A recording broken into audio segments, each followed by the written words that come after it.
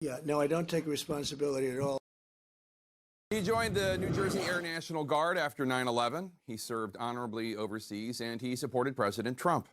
42-year-old Capitol Hill police officer Brian Sicknick was killed this week when that manic Trump-supporting mob, whipped into a frenzy by President Trump, his allies, and their election lies, staged a domestic terror attack on the U.S. Capitol. That Trump's lies have led to bloodshed is horrific and distressing, but honestly, not much of a surprise. It feels in some ways like the natural, tragic culmination of what so many have been warning about for years. Why do you think so many people have been objecting so vigorously to his spreading of these conspiracy theories since the election?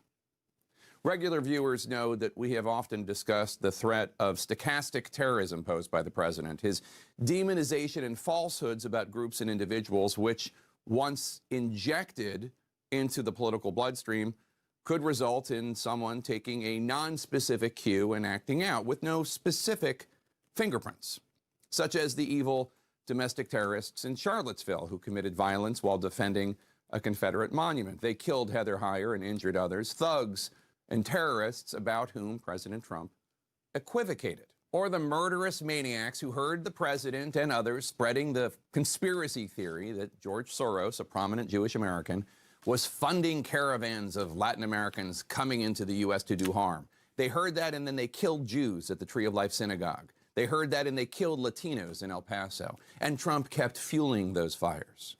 Stochastic terrorism. No specific directive. Demagoguery followed by violence.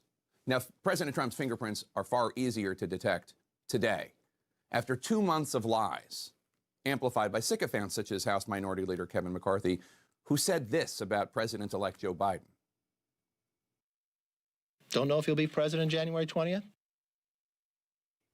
Not to mention Senators Josh Hawley and Ted Cruz. Not to mention MAGA media irresponsibly boosting these deranged conspiracy theories. And then, of course, came the rally, where supporters, already angry about these lies, were whipped into a frenzy.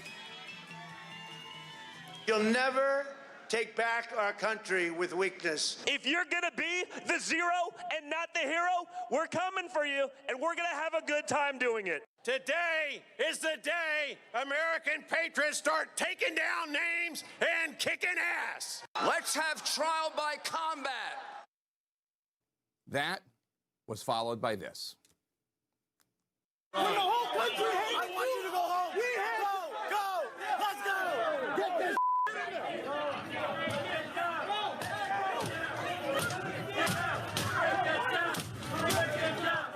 Did no one see this coming? Of course they did. Here's former Governor Rick Perry more than 5 years ago comparing Trump to the Know-Nothing movement of the 1840s, which attacked Irish and German immigrants. They hated Catholics so much, they came to Washington to destroy marble donated from the Pope to build the Washington Monument. It is wrong. They built nothing. They created nothing. They existed to cast blame and tear down certain institutions, to give outlet to anger. An exchange with Senator Warren about Twitter and about Trump violating the terms of service. Why does that matter? Like, why, of all the things, why that? Ask the whistleblower. Ask members of the United States Congress. Ask the people who are prepared to testify about this president's lawlessness and obstruction of justice. Ask the people and the families in El Paso when that shooter admitted in his manifesto that he was influenced by Donald Trump's tweets. Donald Trump has 65 million followers on Twitter. And we have to take seriously the weaponization of this platform by the president, and the need, therefore, of a private corporation to be held accountable to say he has abused the terms, and it could result literally in a threat to safety of human beings who are participating with the process of justice. There is not a part of you civically, constitutionally, that is concerned about the precedent of a private company taking the platform away from the President of the United States or some other elected official? Free speech does not condone or protect threats to the safety of other human beings. And so that is what we are talking about. Like, let's be really clear about what we're talking about, because this can go into some abstract law school debate.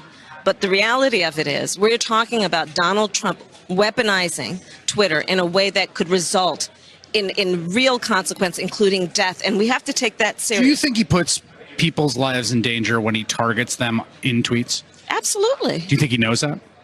Does it matter? Then you might as well ask me, do you think he knows that when he sold out the Kurds that they're going to be slaughtered? The fact is he did it. The fact is that he is irresponsible. He is erratic. He is like a 2-year-old with a machine gun. Right? He doesn't understand the power of his words or his actions in the way that they will actually impact and could end other human beings' lives. So whether he understands it or not, look, he's the president of the United States. I don't actually care whether he understands it or not. And then finally, after all other options had run out, the president and his team incited intimidation and violence, and 5 people were killed and countless others injured. And it could have been worse.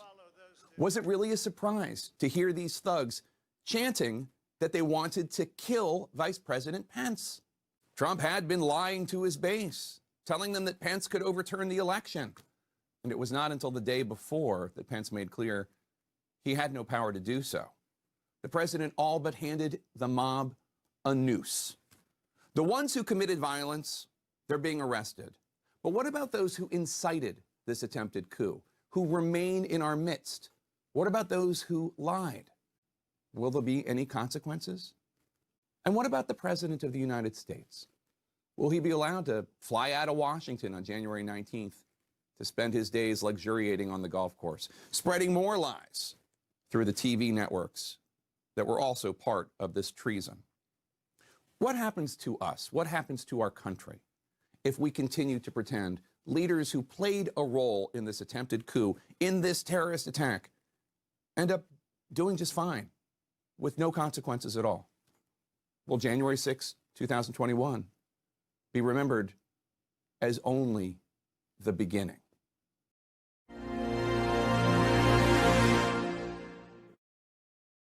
We can't afford to cause our friends and allies from Latin America to Europe to Asia to the Middle East to doubt America's leadership